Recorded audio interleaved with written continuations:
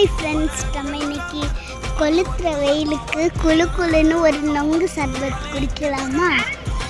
அதை எப்படி பண்ணலான்னு அதுக்கு தேவையான பொருள் நொங்கு, சர்பத், தண்ணி, கொஞ்சம் தண்ணி, அப்புறம் தேவையான ஐஸ், அப்புறம் நம்ம ஒரு கிளாஸ் நம்ம ஒரு பாத்திரத்தில் நொங்க குட்டி குட்டியாக வெட்டி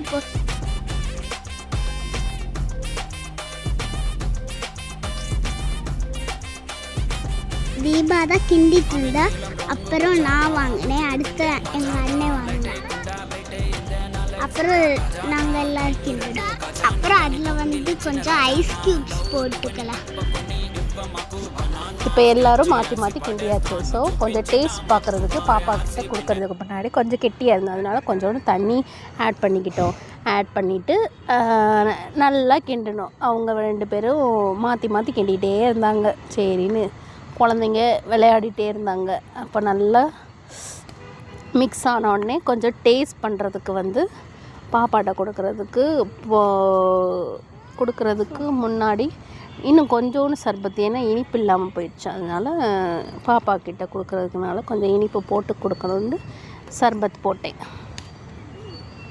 அதுக்கப்புறம் நல்லா மிக்ஸ் பண்ணிவிட்டு நல்லா கிண்டிகிட்டே இருக்கணும். அப்போ தான் கொஞ்சம் அந்த எசன்ஸ் எல்லாம் நல்லா அதில் கலக்கும். அதனால் நல்லா கிண்டுங்க. இப்போ நம்ம பாப்பா கிட்ட டேஸ்ட் கொடுக்க போகிறோம். யம்மி,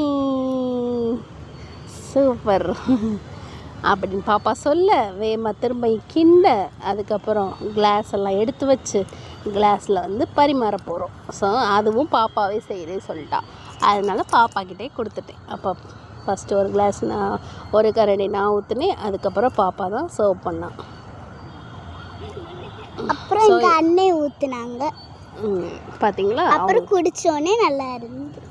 நல்லா கொளுத்துற வெயிலுக்கு நல்லா குளுன்னு நொங்கு சர்பத்தை போட்டு குடிச்சா அப்படி இருக்கும்.